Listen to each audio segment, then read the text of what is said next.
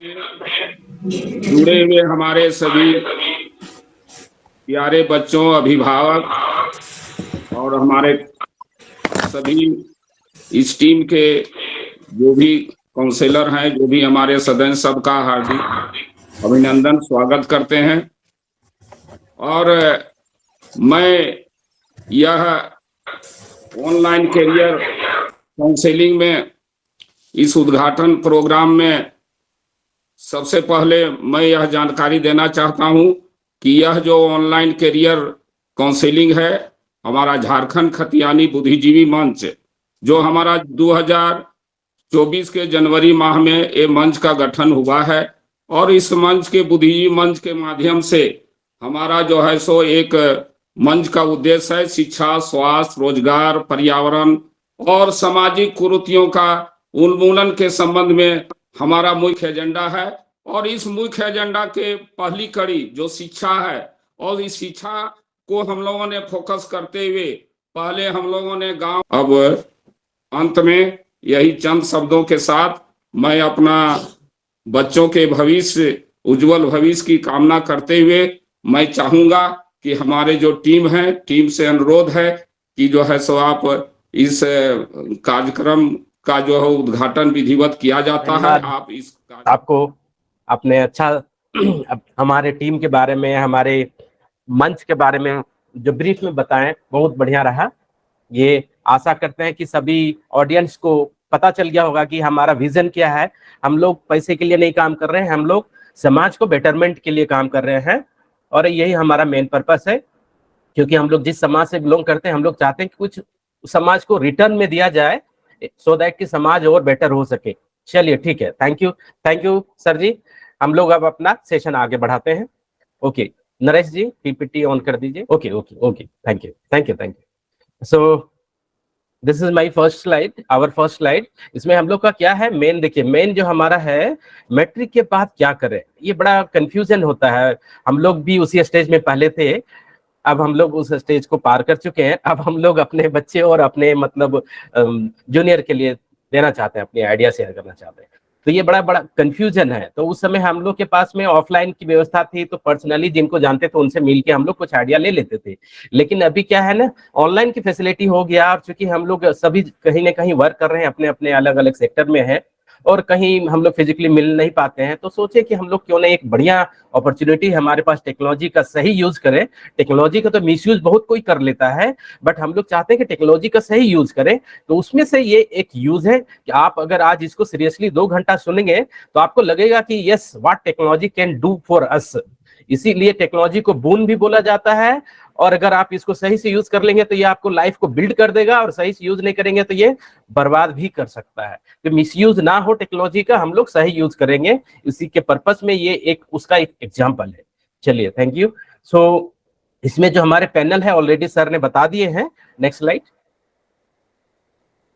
या about the जेकेबीएम sir ने बताया, फिर भी एक छोटा सा ब्रीफ में बता देते हैं। दिस इज नॉट ये प्रॉफिट मेकिंग ऑर्गेनाइजेशन, ध्यान रखिएगा, ये नॉन प्रॉफिट मेकिंग मंच है। जहां पे हम लोग क्यों आए हैं, सोशल अपलिफ्टमेंट करने के लिए आए हैं, समाज को बढ़ाने के लिए आए हैं, बेहतर करने के लिए आए हैं। हमारा यहाँ पैसे बनाने का कोई पर्पस नहीं है, बट समाज को बेटरमेंट करना ये हमारा पर्पस है। नेक्स्ट। ये हमारा जो सर अभी बताए थे सेंटर, हम लोग जो 4 सेंटर चल रहे हैं उसमें से एक हमारा ये फाउंडर सेंटर है जो जामताड़ा में खुला हुआ है। और जो अभी हमारे जो बुजुर्ग, वो एक्चुअली रिटायर्ड एम्प्लॉय है रेलवे से, वो हमारे एक्टिव सदस्य है। थोड़ा अभी उनकी स्वास्थ्य अच्छी नहीं है, इसलिए अभी वो वेलकम स्पीच में नहीं आ पाए, और हम लोग कामना करते हैं कि उनकी स्वास्थ्य जल्दी ठीक हो जाए। वो रिटायर्ड के बाद अपने घर को वो एक ऑफिस बना दिए हैं। वो घर को अपना एक घर का मतलब एक अच्छा सा स्पेस नीचे है, अभी तो वो छत में पढ़ा रहे हैं धूप खाने के चक्कर में। अदरवाइज एक हमारा हॉल है जहां पे वो अपने मतलब उस हॉल को पूरे एकदम डिनोट क्या बोलते हैं उसको, हम लोग के लिए जेकेबीएम के लिए दे दिए हैं कि आप लोग यूज कीजिए इसको, और वो उसी में अपना पढ़ाते हैं। चलिए ठीक है, नेक्स्ट सेंटर। ये दूसरा सेंटर है हमारे नरेश जी जो एक्टिव मेंबर हैं। ये नरेश जी का अपना गांव बरमसिया हुआ, वहीं बरमसिया गांव का ही उनके सहयोग से मेजोरिटी ऑफ द जो कंट्रीब्यूशन था वो उन्हीं का सहयोग रहता है। और हम लोग एज ए टीम मेंबर हम लोग भी अपना छोटा मोटा कुछ मतलब मेंटल से लेके इकोनॉमिकल हेल्प भी करते हैं एक दूसरे को। तो ये उनके सहयोग से ये सेंटर उस दिन इनोग्रेट हुआ। विजय सर लोग भी सभी जो मतलब उस दिन लोकली थे सारे पहुंचे थे, और अलग अलग एक्टिविटीज है। इस बीच में उन्होंने अपना कमल डिस्ट्रीब्यूशन भी किए थे, कॉपी पेन भी डिस्ट्रीब्यूशन किए थे, और हमारा रेमेडियल क्लासेस चालू हो गया है। नेक्स्ट, ये हमारा थर्ड सेंटर खुला, और थर्ड सेंटर में हमारी प्रैक्टिकल एक्टिविटीज होते हैं, स्पोर्ट्स एक्टिविटीज होते हैं, योगा वगैरह ट्रेनिंग होते हैं। तो ये भी हमारा एक दूसरा रेमेडियल सेंटर है। आप देखिए इसमें फिजिकल एक्टिविटीज जो हो रहे हैं, कितने मतलब छोटे छोटे भी बच्चे हैं, बड़े बड़े भी बच्चे हैं, बुजुर्ग लोग भी हैं, तो सभी को फिटनेस की जरूरत है। तो ये भी एक हमारा अपलिफ्टमेंट है, समाज को अपलिफ्ट करने में ये भी हमारा मदद करता है। नेक्स्ट सेंटर, ये हमारा वेंड्रा सेंटर है, जो हमारे शिव जी एक एक्टिव सदस्य हैं, उनके द्वारा चलाया जाता है। और एक चीज, आहाडी वाले जो ये सेंटर है उसमें हमारे वहाँ पे अर्जुन जी एक्टिव मेंबर हैं, वो हमारे वो चलाते हैं। वैसे अध्यक्ष महोदय जी भी आहाडी से बिलोंग करते हैं, लेकिन उनकी एक अपना सेटअप बोकारो में भी बनाए हैं, तो वो बोकारो भी जाते हैं और आहाडी भी आते हैं, अपना वो देख करते हैं। लेकिन अर्जुन जी हमारे एक्टिव मेंबर हैं, वो हमारे सदस्य हैं, वो अपना सेंटर को कंप्लीटली मैनेज करते हैं। और जहां तक होता है हम लोग जब भी जरूरत पड़ता है तो हमारे टीम के द्वारा उनको हेल्प दिया जाता है। चलिए ठीक है, ये वेंडर सेंटर मिस्टेक हो गया, एक्चुअली टाइपिंग हम लोग थोड़ा शॉर्ट करके लिख दिए, कोई बात नहीं, हम बता देते हैं। चलिए ठीक है, तो first myself doctor Dindayal Mahato, PhD computer science, NIT Jamshedpur. और मैं एनआईटी जमशेदपुर में 7 years जॉब भी किया हूँ as a lecturer on contract. During that job tenure I did my PhD, ठीक है, एनआईटी जमशेदपुर। और मैं एनआईटी जमशेदपुर में 7 years जॉब भी किया हूँ as a lecturer on contract. During that job tenure I did my PhD, ठीक है। और उसके बाद जैसे पीएचडी मेरा 2018 में कंप्लीट हुआ, फिर मैं दूसरे यूनिवर्सिटी साउथ में अभी हूँ करेंटली, ये रिसर्च यूनिवर्सिटी है। अभी उसके बताएंगे हम लोग, जब टॉप यूनिवर्सिटी लिस्ट में जाएंगे ना तो हम लोग बताएंगे, ठीक है। समय को ध्यान रखना है, thank you. Yes, next is the Tinku Kumar Mahato, is the PhD scholar mechanical engineering. अभी वो आईएससी बेंगलोर से पीएचडी कर रहे हैं, एकदम बढ़िया टॉप क्लास यूनिवर्सिटी जो अपने इंडिया का बोला जाए ना, तो टॉप यूनिवर्सिटी से वो पीएचडी कर रहे हैं। ये हमारे बीटेक एमटेक वाले हैं, ये भी अपना कुछ रखेंगे, छोटा सा आपको देंगे, आपकी क्वेरी होगा तो वो भी हैंडल कर सकते हैं। थर्ड मेंबर जो हमारे हैं, ये हमारे वेंकटपति राजू पपलो से हैं, और ये डिप्लोमा किए, पॉलिटेक्निक डिप्लोमा किए, फिर बीई मैकेनिकल किए, फिर एडवांस डिप्लोमा किया सेफ्टी में, और अभी एज ए एम्प्लॉय सेल एक भिलाई सेंटर है, भिलाई जो छत्तीसगढ़ में, वहां पे असिस्टेंट मैनेजर सेफ्टी डिवीजन में है। नेक्स्ट जो हमारे पैनल है वो Naresh Kumar Mahato, BSc IT, software engineer है, एमएनसी कंपनी बेंगलुरु में काम करते हैं। वो हमारे एक्टिव मेंबर जो बरमसिया वाले हैं वही है। थर्ड नेक्स्ट जो उसके बाद जो हमारे एक्टिव मेंबर हैं, सुनील कुमार यादव जी हैं, ये हमारे आईटीआई डिप्लोमा बीटेक करके काफी स्ट्रगल करके ये भी उठे हैं, बीटेक मैकेनिकल इंजीनियरिंग किए हैं, और अभी टेक्नीशियन ग्रेड 2 में इंडियन रेलवे में सर्विस कर रहे हैं। काफी एक्टिव मेंबर है, काफी समाज में उनको उत्थान करने का काफी अच्छा प्रयास रहा है। अगला मेंबर जो है हमारे प्रेम कुमार जी हैं, ये बोकारो डिस्ट्रिक्ट से ही हैं, बीएससी मैथमेटिक्स किए हैं। उसके बाद वो बैंकिंग एम्प्लॉय है, बैंक एम्प्लॉय यूबीआई बैंक में है। एंड नेक्स्ट मेंबर जो हमारे हैं इसमें कृष्ण कुमार महतो जी हैं, ये एमबीए मार्केटिंग एंड एचआर में किए हैं। अभी एक वो अपना सेटअप मतलब कोसी इलेक्ट्रिकल करके अपना बिजनेस लॉन्च किए हुए हैं, नावाडी में है इनका, वो मैनेजिंग डायरेक्टर है। और एक मेंबर थोड़ा हमें संदीप कुमार गुप्ता जी का थोड़ा सा डिटेल्स नहीं मिल रहा था ठीक से, तो उनको मैं ऐड नहीं कर पाया, अगर आए होंगे तो उनको हम ले लेंगे बाद में। चलिए ठीक है, थैंक यू। नेक्स्ट, या सो सी फर्स्ट स्लाइड क्या है हमारा, ये डॉक्टर भीमराव अंबेडकर जी बोले हैं, जो कि सबको ही जानते हैं। ये हमारे former minister of law and justice of India थे, और इन्हीं के अध्यक्षता में हमारा जो संविधान आज हम लोग जिसको फॉलो करते हैं, इन्हीं की अध्यक्षता में बना हुआ था। तो इनका जो कहना है बहुत बढ़िया सॉलिड चीज कहना है। देखिए क्या बोलते हैं, the progress of any society depends on the progress of education on that society. उस सोसाइटी में जैसा शिक्षा रहेगा उसी के अनुसार वो सोसाइटी बढ़ेगा। ये बहुत बड़ी बात वो बोले हैं। इसलिए अगर हम सोसाइटी को बेटरमेंट करना चाहते हैं तो सोसाइटी में शिक्षित करना पड़ेगा। जितना ज्यादा शिक्षा बांटेंगे उतना बेटर होगा सोसाइटी, कोई भी सोसाइटी, ठीक है। चलिए next. So again same question, matric के बाद क्या करें, चलिए नेक्स्ट। या सो ये अब यहां से आप लोग थोड़ा फोकस करेंगे सीरियसली।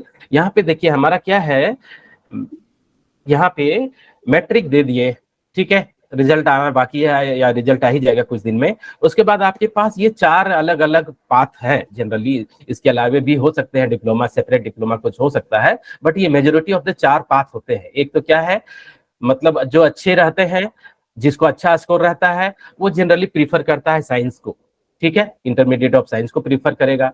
उससे थोड़ा कम स्कोर रहता है तो वो जनरली कॉमर्स को प्रीफर करते हैं। उससे जो थोड़ा सा कम रहता है तो वो आर्ट्स को प्रीफर करते हैं। और कुछ अच्छे जो रहते हैं साइंस वाले, वो साइंस में नहीं चूज करके पॉलिटेक्निक में जाते हैं। और कुछ मीडियम वाले का इच्छा रहता है कि मैं आर्ट्स कॉमर्स नहीं करके आईटीआई करूंगा। तो इस तरीके से अलग अलग पाथ है। तो आपको क्या चूज करना है, आपको डिपेंड करता है कि आपकी क्या एबिलिटी है और किसमें आप जाने चाहते हैं, ठीक है। तो ये जनरली 4 पाथ है, इसमें आप चेंज भी कर सकते हैं अपने प्लान के अनुसार, आप देख सकते हैं और भी डिप्लोमा आते हैं, लेकिन ये कॉमन होते हैं।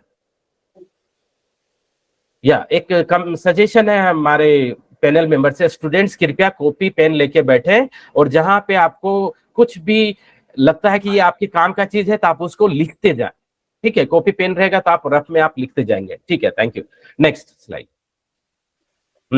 सो सपोज कोई मेंबर अगर है, कोई स्टूडेंट है जिनको लगता है कि थोड़ी स्कोर मेरी मैट्रिक में कम है, मैं आगे सक्सेस नहीं कर पाऊंगा, फर्स्ट डिवीजन नहीं है, थर्ड डिवीजन है, सेकंड डिवीजन है, तो वैसे लोग क्या कर सकते हैं, वो आर्ट्स में जाएंगे। तो आर्ट्स में आगे जाने के बाद इंटरमीडिएट आर्ट्स करेंगे, फिर बैचलर ऑफ आर्ट्स करेंगे, और फिर उसके साथ में वो बीएड कर सकते हैं, एमएड कर सकते हैं, एमए कर सकते हैं, और लेटर ऑन अगर आगे उनको करियर बनाना है, थोड़ा हायर एजुकेशन भी ले सकते हैं जो कि पीएचडी हो गया, और उससे भी ऊपर जाएंगे तो थोड़ा और पोस्ट डॉक्टरल रिसर्च होता है, वो उसको आप कर सकते हैं, ठीक है। तो ये हो गया आर्ट्स वाले। नेक्स्ट, सिमिलरली कुछ स्टूडेंट्स ऐसे होते हैं जिनको थोड़ा बिजनेस साइड में रुझान होता है, जिनको कॉमर्स अच्छा लगता है, इकोनॉमिक्स अच्छा लगता है, बिजनेस का कुछ थोड़ा मजा आता है, तो वो लड़के लोग कॉमर्स को प्रेफर करते हैं, तो वो आईकॉम करेंगे और फिर वो बीकॉम कर सकते हैं। उसके बाद सर, अच्छा ठीक है, आईकॉम कर सकते हैं, बीकॉम कर सकते हैं, सिमिलरली वो बीएड एमएड करेंगे, एमकॉम कर सकते हैं, पीएचडी एंड पोस्ट डॉक्टरल कर सकते हैं, ठीक है। नेक्स्ट, साइंस वाले भी कुछ बच्चे हैं जो साइंस ऑप्ट कर रहे हैं, तो उनके पास थोड़ा अपॉर्चुनिटी ज्यादा हो जाता है। वो अगर बायोलॉजी ग्रुप का है तो सेपरेट उसका वर्क होगा, साइंस ग्रुप का है, मैथ ग्रुप का है तो उसका सेपरेट वर्क होगा।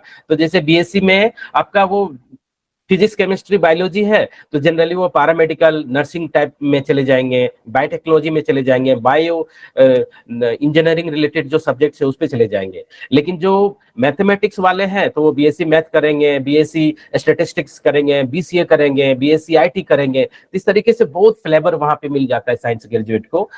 नेक्स्ट, उसके बाद वो बीएससी के बाद बीएड भी, just 1 minute, previous slide please. हाँ, बीएससी के बाद वो बीएड भी कर सकते हैं, एमएड भी कर सकते हैं, एमएससी भी कर सकते हैं, एमसीए भी कर सकते हैं। उसके बाद फिर वो भी आगे पीएचडी भी कर सकते हैं और फर्दर वो पोस्ट डॉक्टरल भी कर सकते हैं। नेक्स्ट,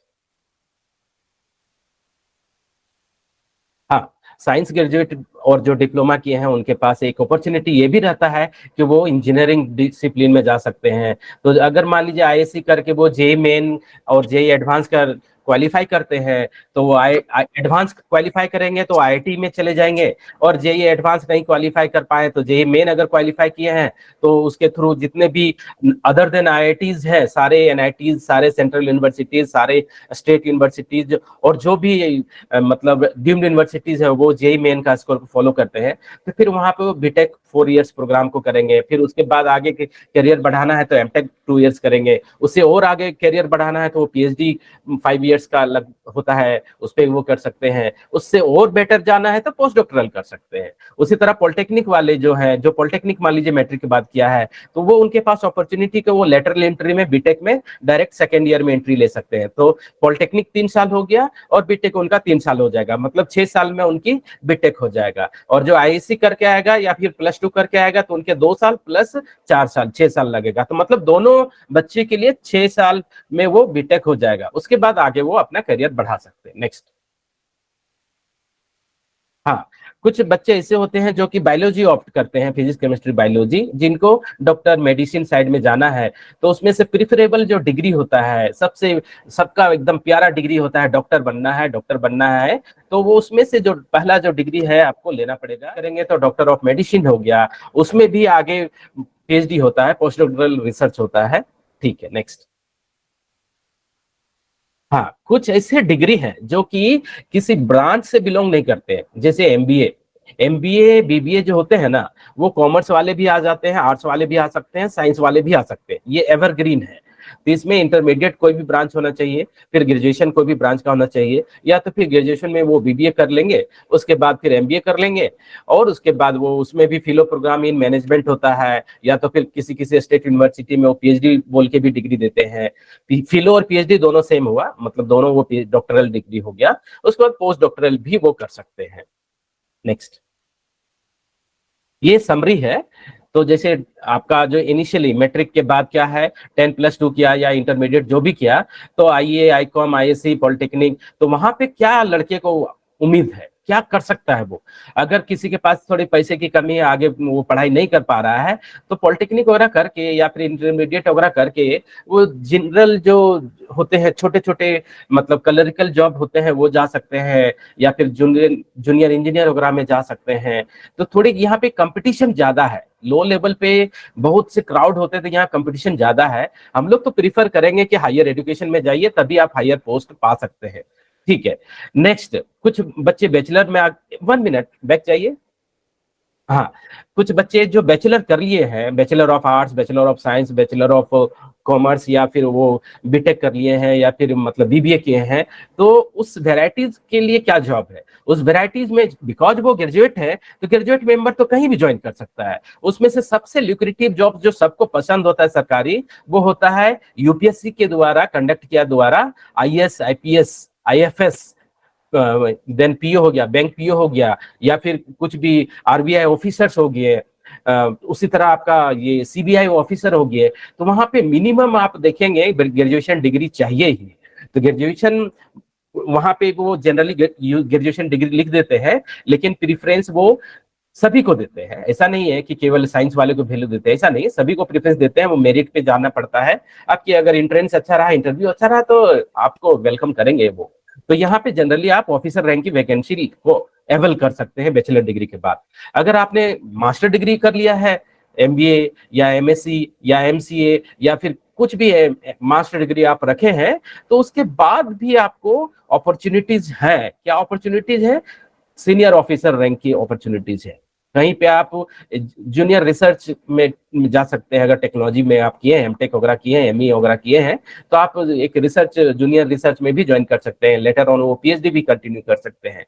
और नेक्स्ट जो हमारा जो डॉक्टरल डिग्री है, जो कि 3 से 7 साल का होता है इसमें मैक्सिमम, तो ये यहाँ पे जो एक्सपेक्टेड आउटपुट है, वो एक्सपेक्टेड आउटपुट है प्रोफेसर का, साइंटिस्ट का। ठीक है।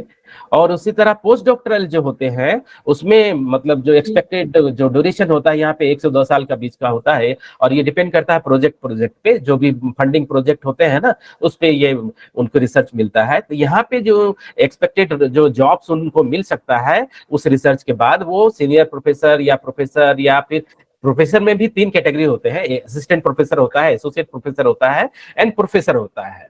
तो ये 3 कैटेगरीज का जॉब होते हैं प्रोफेसर में। वो जब डिटेल्स में जाएंगे, आप लोग रिसर्च करेंगे, तो आप लोग भी मतलब उसको ढूंढ पाएंगे। बट जो एंड रिजल्ट होता है, वो प्रोफेसर ही बनेगा, या तो वो साइंटिस्ट बनेगा। ठीक है। तो ये समरी था। इस समरी को आप लोग एकदम, जिनको फोटो लेना है, आप ये समरी को फोटो ले लीजिए। इससे क्या है कि आपका फ्यूचर प्लानिंग आप कर सकते हैं। ये बड़ा इंपॉर्टेंट है। आप अगर एक फोटो लेना चाहते हैं, तो फोटो ले लीजिए अपने मोबाइल में, आप रख लीजिए इसको। नेक्स्ट। हाँ, ये इंपॉर्टेंट है। अब जैसे कुछ बच्चे ऐसे हैं जो कि 10th तो क्वालिफाई कर लिए हैं, उनके गार्जियन उतने सक्षम नहीं है, बट उनकी फिजिकल अच्छा है बच्चों का, वो मतलब चाहते हैं कि कुछ थोड़ी देश सेवा भी कर लें और पैसा भी कमा लें। तो डिफेंस सेक्टर में भी अच्छी अपॉर्चुनिटीज है, अच्छे पैसे भी मिलते हैं। तो उसमें से एक है जो आपका इंडियन कोस्ट गार्ड में नाविक के रूप में जा सकते हैं। उसी तरह एसएससी का जीडी है। उसी तरह एयरफोर्स का आपका वैकेंसी जाते हैं ग्रुप सी में। विमेन मिलिट्री पुलिस भी आजकल आ रहे हैं, अग्निवीर और जो सेवा है, आर्मी नेवी, ये सब कॉन्ट्रेक्चुअल है, ये सब भी अभी लॉन्च किए हैं मोदी जी। नेक्स्ट, 12th अगर कर लिया है तो 12th के बाद भी अपॉर्चुनिटी है इस डिफेंस में, जैसे आपका एनडीए हो गया, आर्मी टीईएस हो गया, टेक्निकल एंट्री स्कीम हो गया, उसमें आप +2 बीटेक एंट्री वाले को भी मिलता है। देन अग्निवीर तो है ही, अग्निवीर इसमें भी है, 12 के बाद भी है। इंडियन कोस्ट गार्ड, यहाँ भी आप 12 के बाद भी जा सकते हैं। अग्निवीर के द्वारा आप army clerk, technician, nursing assistant वगैरह में जा सकते हैं, एंड पैरामिलिट्री फोर्सेस भी है। नेक्स्ट, हाँ, एक जो एवरग्रीन हम बोल रहे थे कि ये इंटरडिसिप्लिनरी रिक्वायरमेंट रहता है एमबीए करने के लिए, तो ये एमबीए या फिर कहीं कहीं पे आईएम्स वगैरह में उसको post graduate diploma in management बोलते हैं। तो यहाँ पे क्या है कि इस पे आपका जो मेन जो एंट्रेंस होता है, अगर आप common admission test for MBA अगर आप क्वालिफाई कर लेते हैं, या फिर management aptitude test MBA qualify कर लेते हैं, या फिर आप जेवियर एप्टीट्यूड टेस्ट आप क्वालिफाई कर लेते हैं, जेवियर मतलब ये एक्सेलराई जमशेदपुर वाला जेवियर का है, तो अगर आप क्वालिफाई कर लेते हैं, CAT is the best, XAT is the next one, MAT is evergreen. तो अगर आप कैट क्वालिफाई कर लेंगे तो आप जितने भी आईएम्स है हमारे, अभी हम लोग देखेंगे कितने आईएम्स हैं, और मीन्स जितने भी टॉप आईएम्स हैं वो सारे रैंक अभी हम दिखाएंगे आपको। तो वो जो आईएम्स वगैरह हैं वहां पे अपनी जॉब पढ़ाई करेंगे फर्स्ट 2 इयर्स का, उसके बाद फिर तो वो पैकेज तो बढ़िया रहता है, बल्ले बल्ले पैकेज रहता है उन लोग को। तो पहले तो आपको कैट क्वालिफाई करना पड़ेगा, जेट करना पड़ेगा, मैट करना पड़ेगा, तभी आप जा सकते हैं। मिनिमम क्वालिफिकेशन आपको ग्रेजुएशन विथ 50% होनी चाहिए, और सीजीपीए में आप इक्विवेलेंटली आप देख लीजिएगा। नेक्स्ट, अब बहुत से ऐसे क्वेरीज हैं, ऐसे क्वेश्चन हैं कि आप तो बता दिए भैया इतने बड़ी बड़ी डिग्री लेना है, मैट्रिक से लेके पोस्ट डॉक्टरल तक, पैसा कौन देगा? पैसा देने के लिए भी पड़े हुए हैं, केवल हम लोग लेने की कमी है, जान लीजिए। अभी हम बताएंगे, एक हमारे जो टिंकू कुमार जी हैं, वो कैसे पैसा लेते हैं अपने पीएचडी करने के लिए, अपने एमटेक करने के लिए, अपने बीटेक करने के लिए, कैसे मिलता है उनको, वो अपना पर्सनल एक्सपीरियंस शेयर करेंगे। इसलिए हम लोग जागरूक नहीं है कि कौन फंडिंग करता है, फंडिंग आपको गवर्नमेंट करती है, हम लोग को जागरूक होना पड़ेगा।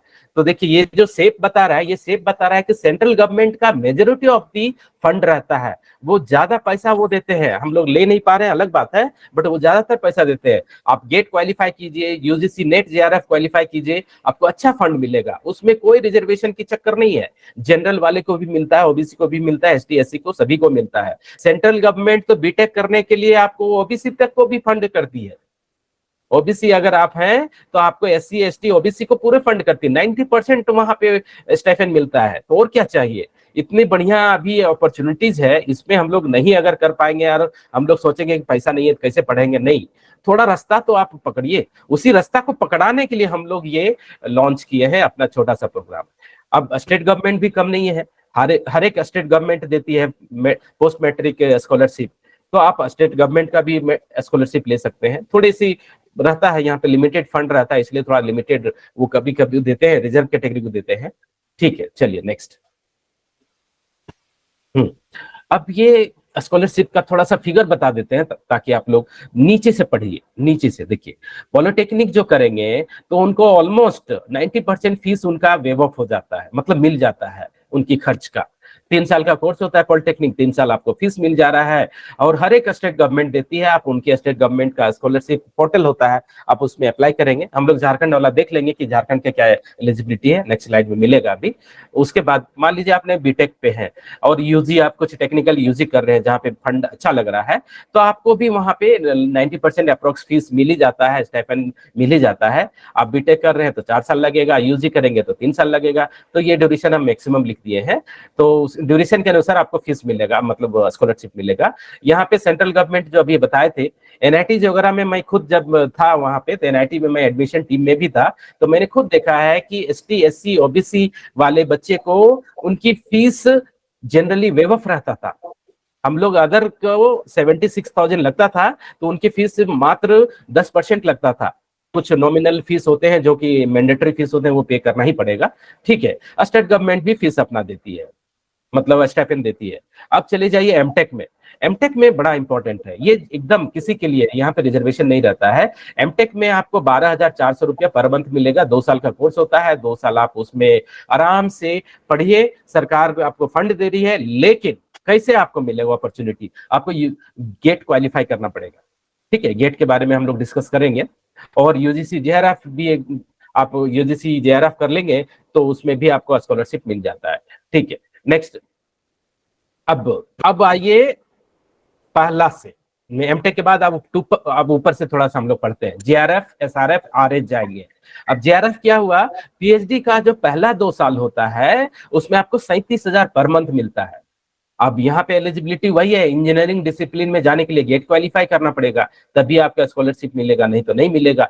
मेडिकल डिसिप्लिन का अलग टेस्ट होता है, वो थोड़ा एक्सप्लोर करना पड़ेगा। वो जो मेडिकल वाले जो नीट होता है ना, नीट का एक अलग फिर टेस्ट होता है, वो देखेंगे हम लोग, ठीक है, उसको एक्सप्लोर करेंगे बाद में। तो पहला 2 साल आपको यहाँ पे 37,000 मिल रहा है, प्लस हर एक साल आपको कंटिजेंसी अलाउंस मिलता है 20,000 के आसपास में। उसी तरह अगला 3 साल जो है वो उसको सीनियर रिसर्च फेलो बोलते हैं, ये जूनियर रिसर्च फेलो हो गया। तो सीनियर रिसर्च फेलोशिप में आपको 42,000 पर मंथ मिलता है और ये अगला 3 साल तक मिलेगा। ओके, 1 मिनट, या अगला 3 साल तक मिलेगा। तो इसमें 42,000 पर मंथ है, ये भी सफिशिएंट है। और उसके बाद पीएचडी मान लीजिए हो गया, 5 साल तक ही मिलेगा पीएचडी में स्कॉलरशिप। वंस पीएचडी फिनिश्ड, अगर आप 5 साल में जिसका पीएचडी नहीं फिनिश हुआ तो फिर वो समझ लीजिए कि 7 साल तक पीएचडी कर सकता है। उसके बाद रजिस्ट्रेशन फिर जनरली इनवैलिड हो जाता है, तो फिर रजिस्ट्रेशन करके फिर उनको पूरा मेहनत करना पड़ेगा, फिर रिसर्च करना पड़ेगा। तो इसलिए वो जनरली जो 7 ईयर्स का मैक्सिमम रहता है, एक 10 ईयर यूनिवर्सिटी, सभी यूनिवर्सिटी का रहता है ऑलमोस्ट। तो 5 साल के बाद उनको स्टाइपेंड नहीं मिलेगा एमएचआरडी से, लेकिन फिर उनको अपने से करना है और अपना डिग्री लेके बाहर जाइए और उसके बाद बनिए आप साइंटिस्ट या प्रोफेसर, जो बनना है। अच्छा, आफ्टर पीएचडी तो कुछ ऐसे हैं जो कि रिसर्च एसोसिएट में ज्वाइन करते हैं, आरएच जिसको बोलते हैं हम लोग। तो उसमें भी कैटेगरी है, RA1, RA2, RA3 टाइप के कैटेगरी है। तो 58,000 से 63,000 भी उनको पेमेंट मिलता है, ठीक है। और ये कितने सालों के लिए? ये डिपेंड करता है कि वो कैसे प्रोजेक्ट पे काम कर रहे हैं। अलग अलग मिशन होते हैं, वो अलग अलग मिशन में काम करते हैं, अलग अलग प्रोजेक्ट में काम करते हैं। गवर्नमेंट का प्रोजेक्ट्स होते हैं, उस प्रोजेक्ट 10 ईयर तक वो काम किए, उसके बाद फिनिश किए, उसके बाद फिर वो जब जॉब खत्म हो गया तो वो फिर साइंटिस्ट प्रोफेसर वगैरह में कहीं भी ज्वाइन कर सकते हैं। ये इन लोग सीनियर चूंकि एक्सपीरियंस हो जाते हैं तो इन लोग को अपॉर्चुनिटी मिल ही जाता है कहीं ना कहीं, ठीक है। नेक्स्ट, अब झारखंड गवर्नमेंट की थोड़ा स्कॉलरशिप का क्या रिक्वायरमेंट है वो समझ लेते हैं, क्योंकि हम लोग मोस्टली यहाँ झारखंडी हैं। तो यहाँ पे देखिए, student must be of Jharkhand state. अगर झारखंड की स्कॉलरशिप चाहिए, स्टेट लेवल स्कॉलरशिप चाहिए, तो आपको उस स्टेट स्पेशली हम झारखंड के बारे में बात कर रहे हैं, तो झारखंड स्टेट का आपको निवासी होना होगा। Must be either ST, SC और BC, ये तीनों रिजर्व में से कोई भी कैटेगरी में आपको आना होगा, तभी वो स्टेट का स्कॉलरशिप मिलेगा। और आपकी फैमिली इनकम सभी सोर्सों से, चाहे बिजनेस हो, चाहे खेती बाड़ी हो, चाहे सैलरी हो, सभी सोर्सों से जो इनकम होना चाहिए वो 2.5 लाख से ऊपर नहीं होना चाहिए, उससे नीचे ही होना चाहिए, ठीक है। बैकवर्ड क्लास के लिए भी 2.5 लाख टू मीन्स आपका 2,50,000 का कट ऑफ है। उसी तरह ST, SC के लिए भी 2,50,000 का कट ऑफ रखा हुआ है। झारखंड का ये रिसेंट वाला है, चेंज करता रहता है, कोई दिक्कत नहीं है, वेबसाइट से ये उठाया हुआ है अपना, ठीक है। नेक्स्ट, अब आता है कि जब उतने पढ़ाई लिखाई कर लेंगे तो कौन सी जॉब, मतलब ये टारगेट अभी से आपको रखना पड़ेगा। अभी आप देखेंगे 2023 में 2023, अभी 2024 का सर्वे आया नहीं है, तो बेस्ड ऑन दी 2023 का जो सर्वे हमने देखा, जो कलेक्ट किया है, उसके अनुसार ये बता रहा है कि अगर टॉप 15 नहीं, टॉप 10 ही अभी हम पकड़ेंगे, टॉप 15 छोड़ दीजिए क्योंकि कुछ जॉब को अभी हम लिस्टिंग नहीं किए हैं। तो टॉप 10 जो जॉब आप उसको देखेंगे ना, तो टॉप 10 जॉब में आपको, सब तो जानता है IAS नंबर 1 है, डेफिनेटली नंबर 1 है पूरे इंडिया में। IAS का एक अपना रुतबा होता है, तो IAS जो कि यूपीएससी के द्वारा आपको क्वालिफाई होना पड़ेगा। उसके बाद जो सेकंड जो रुतबा रखते हैं वो है आपके IPS। उसके बाद जो थर्ड कैटेगरी होते हैं डिफेंस सर्विसेज ऑफिसर्स, डिफेंस वाले जो हैं वो भी भयानक होते हैं, चाहे आर्मी में हो, चाहे नेवी में हो, चाहे एयरफोर्स में, उनका भी रुतबा बड़ा भयानक होता है, एकदम रिस्पेक्टेबल जॉब है। उसके बाद इसरो साइंटिस्ट हुए हैं, डीआरडीओ साइंटिस्ट हुए हैं। उसके बाद आपका इंडियन फॉरेन सर्विस, जो कि विदेश नीति के बारे में, विदेश से रिलेशन कैसे एस्टेब्लिश करना है, कैसे गुड रखना है रिलेशन सभी विदेश से, उसके बारे में वो अपनी उनकी स्टडी रहता है, उनके बारे में ही वो सर्विस करते हैं, तो वो भी हो गए अच्छे। इंडियन फॉरेस्ट, चूंकि हम लोग फॉरेस्ट बहुत है हमारे, तो फॉरेस्ट के लिए भी एक अपना फॉरेस्ट सर्विस होता है, उसमें आईएफएस एक रैंक होता है, वो भी रिस्पेक्टेबल पोस्ट है। उसके बाद जितने भी पीएसयू जॉब्स है, वो उसके भी जो ऑफिसर रैंक के जो एम्प्लॉय होते हैं, they are also very good respected in this society. उसमें से एक हमारा पैनल मेंबर आज हमारे हैं मिस्टर वेंकटपति राजू जी, जो असिस्टेंट मैनेजर सेफ्टी है, वो और सेल सेफ्टी जो है वो सेल में, SAIL is our one of the best PSU in India, तो वो अभी अपना कुछ विचार रखेंगे। ठीक है, उसके बाद जो हमारी कैटेगरी आती है, जो मैं हूँ असिस्टेंट प्रोफेसर दीनदयाल महतो, तो ये हमारी कैटेगरी शुरू होती है असिस्टेंट प्रोफेसर से, या लेक्चरर पुराने डेजिग्नेशन हो गया, अभी सभी जगह सारी यूनिवर्सिटी में असिस्टेंट प्रोफेसर डेजिग्नेशन हो गया, रिनेम हो गया है। तो assistant professor, associate professor, professors, और जो हमारे मेंटर हैं इस ग्रुप में, जो हमारे एडवाइजरी मेंटर हैं, हमारे झारखंड बुद्धिजीवी मंच के, खतियानी बुद्धिजीवी मंच के जो एक मेंटर है, एडवाइजरी मेंटर है, वो जनरली सीनियर रिटायर्ड प्रोफेसर हैं, वो डॉक्टर अशोक कुमार मेहता जी हैं। वो हमारे कभी कभी थोड़ी सी उनकी स्वास्थ्य, क्योंकि उम्र है तो थोड़ा सा वो एज के अनुसार वो कभी कभी जुड़ पाते हैं, कभी कभी नहीं जुड़ पाते हैं, बट वो एक्टिव रहते हैं एडवाइस देने में। तो उनको हम लोग एडवाइजरी बोर्ड में हम लोग रखते हैं, एडवाइस लेने के लिए उनसे हम लोग हेल्प लेते हैं। तो वो अभी शायद जुड़ेंगे भी, अगर जुड़े होंगे तो उनको प्रणाम, नहीं जुड़ेंगे तो वो कोई बात नहीं, उनसे मैं फिर कभी एडवाइस ले लूंगा। ठीक है, चलिए ठीक है। नेक्स्ट, एसएससी या फिर रेलवे में भी अच्छे ऑफिसर रैंक के जो पोस्ट होते हैं उनको भी रिस्पेक्ट मिलता ही है। Then ministry of external officer affairs, मतलब ये फॉरेन सर्विसेज वाले में भी जो ऑफिसर्स होते हैं ना, वो बहुत बढ़िया काम करते हैं, स्पेशल ऑफिसर भी रहते हैं वहां पे, उनकी भी अच्छी रिस्पेक्ट होती है। ओके, एंड 10th नंबर पे आरबीआई ग्रेड बी ऑफिसर या बैंक पीओ ऑफिसर्स, ये भी काफी रेस्पेक्टेबल जॉब है। इसके अलावा भी जो जॉब है वो like CA, chartered accountant, sorry वो मिस कर जा रहे थे हम लोग, चार्टर्ड अकाउंटेंट भी एकदम फाइनेस्ट जॉब है। अगर आप चार्टर्ड अकाउंटेंट करते हैं, कॉमर्स ग्रेजुएट वालों को पता है, कॉमर्स वाले जो डिसिप्लिन में जाएंगे उनको चार्टर्ड अकाउंटेंट उनके ड्रीम होता है। अगर चार्टर्ड अकाउंटेंट बनते हैं तो वो भी काफी बढ़िया, मतलब हाईली पेड जॉब है। ठीक है, नेक्स्ट। हाँ, अब प्राइवेट सेक्टर में जब आते हैं हम लोग, top 20 highest paying jobs in generally private sector में, तो आप यहाँ पे देखेंगे, या Sandeep Yadav ji, I am chartered accountant, thank you, student है वो, चलिए ठीक है ठीक है, thank you thank you.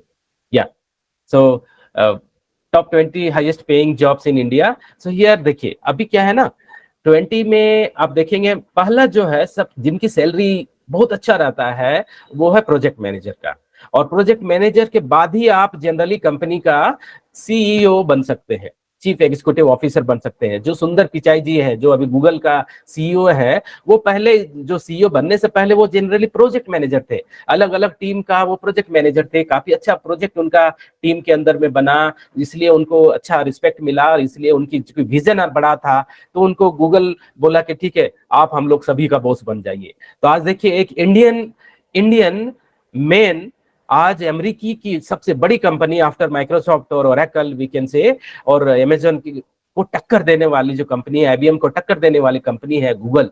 Google तो पहले स्टार्टिंग हुआ था छोटे कंपनी से, लेकिन आज सोचिए कितने बड़े लीग, और अभी जो हमारा ये सर्विस चल रहा है, थैंक यू गूगल, जिसके बदौलत हम लोग ये सर्विस आपको दे पा रहे हैं। ठीक है, चलिए, तो प्रोजेक्ट मैनेजर हाईली पेड है। उसके बाद अभी सबको पता है एआई जो है, आर्टिफिशियल इंटेलिजेंस, इसकी भी डिमांड बढ़ने वाला है। तो वैसे इंजीनियर जो बीटेक कंप्यूटर साइंस है, एमटेक कंप्यूटर साइंस है, बीटेक आईटी है, इलेक्ट्रॉनिक्स है, या फिर इलेक्ट्रिकल वाले हैं, रिलेवेंट ब्रांच वाले, वो यहाँ पे आ सकते हैं। मैकेनिकल वाले भी आते हैं जनरली, इसमें कोई, बट इंजीनियर होना चाहिए, बीटेक एमटेक होने से अच्छा रहता है। बीटेक मिनिमम तो मांगता ही है। Data scientist again BTech graduate होना चाहिए minimum. Machine learning engineer again BTech graduate होना चाहिए। और ब्लॉकचेन डेवलपर, जिसके थ्रू बिटकॉइन एक बड़ी पॉपुलर, मतलब वो जानते होंगे, बिटकॉइन जो करेंसी है, डिजिटल करेंसी है, नंबर 1 करेंसी है इन द वर्ल्ड, तो वो ब्लॉकचेन टेक्नोलॉजी पे काम करता है। तो बिटकॉइन जब पॉपुलर होने लगा तो फिर ब्लॉकचेन का डिमांड बढ़ गया, तो ब्लॉकचेन डेवलपर के भी अभी अच्छी डिमांड है। ब्लॉकचेन के बेसिस पे बहुत से एप्लीकेशन बनते हैं जो कि बेटर सिक्योरिटी प्रोवाइड करते हैं और डेटा को एडिट नहीं कर सकते हैं। वो डेटा अगर एडिट हुआ तो तुरंत पकड़ा जाता है। फॉर्जरी यहाँ पे बहुत रेयर होता है फॉर्जरी, इसलिए वो टेक्नोलॉजी का भी अच्छा डिमांड है, वैसे डेवलपर की भी डिमांड है। नेक्स्ट है फुल स्टैक डेवलपर, जो कि जनरली सॉफ्टवेयर डेवलपमेंट वगैरह करते हैं, वेब एप्लीकेशन वगैरह, बैकएंड में भी काम कर लेते हैं, फ्रंट एंड में भी काम कर लेते हैं। वो नरेश जी पूरा डिटेल्स में बताएंगे, वो चूंकि हमारे एक्सपर्ट है सॉफ्टवेयर एंड आईटी फील्ड का, तो वो अपना उस बताएंगे वो डिटेल्स में। उसके बाद प्रोजेक्ट मैनेजर थोड़ी बड़े से स्केल पे होता है। प्रोडक्ट मैनेजर किसी एक छोटा सा पार्ट को पकड़ लीजिए, एक छोटा सा प्रोडक्ट को पकड़ लीजिए। जैसे मान लीजिए आप सभी के पास मोबाइल है, मोबाइल में अलग अलग आपने ऐप्स डाउनलोड कर रखा है, तो वो जो एक ऐप्स है वो ऐप्स को एक प्रोडक्ट बोला जाता है। तो उस प्रोडक्ट को जो भी हैंडल करेगा ना, उस प्रोडक्ट का जो लीडर होगा, वो लीडर को जनरली मैनेजर बोला जाता है, प्रोडक्ट मैनेजर बोला जाता है। अलग अलग जॉब होते हैं, अलग अलग रिक्वायरमेंट वो लोग चेंज करते रहते हैं, बट आप एक जनरल आइडिया रखिए कि वो भी एक लीडर ही है अपने प्रोडक्ट के लिए। ठीक है। नेक्स्ट है मैनेजमेंट कंसल्टेंट, जो एमबीए किए हुए हैं वो एमबीए करने के बाद मैनेजमेंट कंसल्टेंट के रूप में ज्वाइन कर सकते हैं। नेक्स्ट, उसके बाद marketing manager, again MBA marketing जो किए हैं वो लोग अच्छा से इसमें हैंडल कर सकते हैं, उनकी भी अच्छी सैलरी होती है। बिकॉज बिना मार्केटिंग का तो चलता नहीं है, मार्केटिंग तो करेगा ही ना प्रोडक्ट का, तभी तो मार्केट में उनका प्रोडक्ट आएगा और तभी तो चलेगा। नेक्स्ट, बिजनेस एनालिस्ट, यहाँ पे भी आपको एमबीए की जरूरत पड़ती है, या फिर आप मान लीजिए बीबीए भी कर लिए तो थोड़ा जूनियर लेवल पे ज्वाइनिंग मिलेगा, लेकिन एमबीए कर लेंगे तो आप अच्छे स्किल के साथ बिजनेस एनालिस्ट बन सकते हैं। उसके बाद अगेन आईटी आ गया, देखिए कंप्यूटर साइंस का आ गया आईओटी। आईओटी मींस व्हाट, यहाँ पे internet of things solution architect means again computer science और उससे रिलेटेड अगर डिग्री है तो आप इसमें भी अपॉर्चुनिटी अपना देख सकते हैं। उसी तरह इंजीनियरिंग मैनेजर कोई भी बीटेक इंजीनियर हो, बी हो, एमई हो, एमटेक हो, वो जनरली अगर लीडर पोजीशन में जाना चाहेंगे तो उनकी जो डेजिग्नेशन होता है इंजीनियरिंग मैनेजर होता है। आईटी सिस्टम मैनेजर, अभी नरेश जी इसी पोजीशन में ऑलमोस्ट है, तो वो अपना लीड करते हैं अपने टीम को, तो वो सिस्टम मैनेजर है। ठीक है, तो उनके लिए भी आपको कंप्यूटर साइंस और आईटी रिलेटेड डिग्री होना चाहिए। Data engineer, again data scientist and data engineer both are similar. Software architecture, again ये आईटी फील्ड वाले के लिए है, जो कि सीनियर हो जाते हैं, एक्सपीरियंस हो जाते हैं, तो उनको सॉफ्टवेयर आर्किटेक्ट के रूप में उनको प्रमोट किया जाता है। क्लाउड आर्किटेक्टर, अभी जो बहुत सी सर्विसेज, अभी जो गूगल मीटिंग हम लोग ले रहे हैं, ये सर्विस हमारी क्लाउड सर्वर में सारे चल रहे हैं, तो वहां से वो सर्विस क्लाउड को मैनेज करने के लिए जो आर्किटेक्चर होते हैं, क्लाउड बेस्ड एप्लीकेशन डेवलप करने के लिए जो डिजाइनर होते हैं, डेवलपर होते हैं, वो सारे किसी एक आर्किटेक्ट के हेल्प से काम करते हैं। Architect is nothing, is the senior developers basically, वो जूनियर से ज्वाइन करते करते सीनियर बन जाते हैं। Then development and operational engineer होते हैं, जो कि बहुत वो डेवलपमेंट साइड भी देखते हैं, सॉफ्टवेयर डेवलपमेंट भी देखते हैं, और वो बिजनेस ऑपरेशन को भी देखते हैं। बिजनेस ऑपरेशन मींस बोले तो मान लीजिए आपकी फार्मास्यूटिकल का थोड़ा अपना स्टाइल होता है, एजुकेशनल बिजनेस का अपना स्टाइल होता है, मैन्युफैक्चरिंग बिजनेस का अपना स्टाइल होता है, तो जो उनकी ऑपरेशन होता है वो दोनों का आइडिया को शेयर करके वो फिर अपना एक मतलब ऐप या एप्लीकेशन डेवलप करते हैं, तो उनकी भी अच्छा सैलरी है, अच्छा रिस्पेक्ट मिलता है। नेक्स्ट 18th है इन्वेस्टमेंट बैंकर, ये थोड़ी सी अलग है।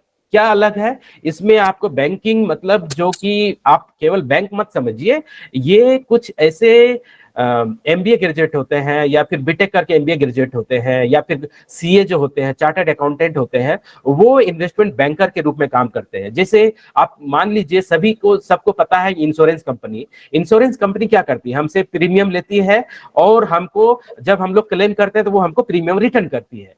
हमसे मान लीजिए वो 5 रुपया या फिर अगर एक हजार रुपया हम एक साल में दे रहे हैं तो 12,000 हम दिए साल को, लेकिन जब हमारा खुदा ना खास्ते कुछ होता है तो हमको वो 4 लाख, 6 लाख, 10 लाख, 20 लाख, करोड़ रुपया में भी रिटर्न करता है। तो कहां से कर देता है, वो एक्चुअली इन्वेस्ट करते हैं कहां पे, शेयर मार्केट में।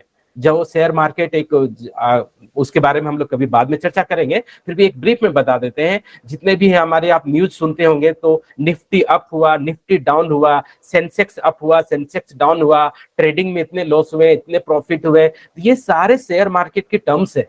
शेयर मार्केट में जो बिजनेस करते हैं, शेयर मार्केट में जो इन्वेस्ट करते हैं, उनको तो वो इन्वेस्टमेंट के लिए वो जो बैंकर होते हैं ना, वो पैसा हम लोगों से, जनता से लेते हैं और फिर उन लोग एकदम बढ़िया सक्सेसफुल होते हैं अपने करियर में। इसलिए वो लोग सही शेयर को यूज करते हैं और सही जगह पे इन्वेस्ट करके हम लोग को जब जरूरत रहता है तो हम लोग पैसा वो देते हैं।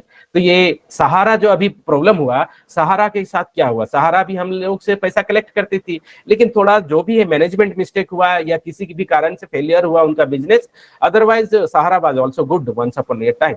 लेकिन अब क्या करें, कभी कभी बैड लक होता है बिजनेस में। अगर आप बिजनेस में थोड़ा सा बैलेंस नहीं रखेंगे पॉलिसी के साथ में तो थोड़ा सा मिस्टेक हो सकता है। चलिए ठीक है, वो तो सहारा जी का अपना रहेगा, हम लोग उसमें कमेंट नहीं कर सकते। नेक्स्ट, चार्टर्ड अकाउंटेंट, हमने पहले भी बोला था, वंस अगेन चार्टर्ड अकाउंटेंट यहाँ पे है। देखिए वो अच्छे हैं, रिस्पेक्टेबल होते हैं, कॉमर्स ग्रेजुएट वाले, कॉमर्स वाले स्ट्रीम वाले के लिए बहुत बढ़िया बेहतरीन करियर है, वो अपने अच्छा करते हैं ग्रोथ यहाँ पे। और डॉक्टर तो एवरग्रीन है ही, भगवान बोला जाता है उनको धरती में। तो डॉक्टर्स हैं, सर्जन्स हैं, इनके भी काफी रिस्पेक्ट होते हैं, इनको भी आप इग्नोर नहीं कर सकते हैं।